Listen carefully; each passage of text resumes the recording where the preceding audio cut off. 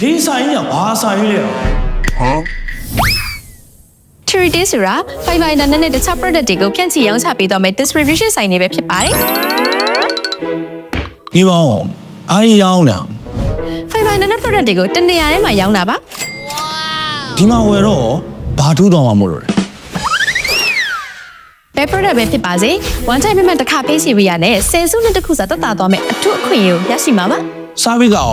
ကောင်းလို့လား service ကွန်ပါဝင်တဲ့ဝန်ဆောင်မှုတိုင်းကိုတတ်မှတ်နိုင်ပိုင်းအတွက်အမြန်ဆုံးနဲ့အကောင်းဆုံးရရှိမှာပါ တစ်ခုမကြရင်ရောတစ်ခုပြောင်းသုံးလို့ရလား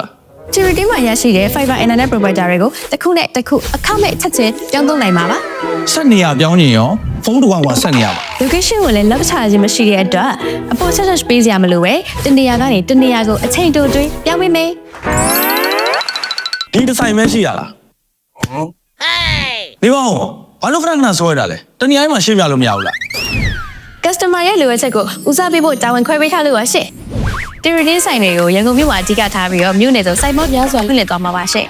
အဲ့ဒီပြင်ကို Charity ရဲ့ free sales representative တွေဖြစ်ကြတဲ့ FSR အယောင်းဝန်ထမ်းတွေကလည်း customer စီကိုအရောက်ရောင်းချပေးမှာမို့လို့လွယ်ကူဆုံးဝင်လို့ရမှာပါရှင့် ဟာကြိုက်သွားပြီကို့အိမ်တော့ဝဲခြင်းတယ်ဘာလို့အောင်လဲပြောရန်ကုန်မြို့ရဲ့အမျိုးမျိုးအနေနဲ့မှာဖွင့်လှစ်ထားပြီးသားဖြစ်တဲ့ TV ဆိုင်တွေမှာတူတူအနန္တ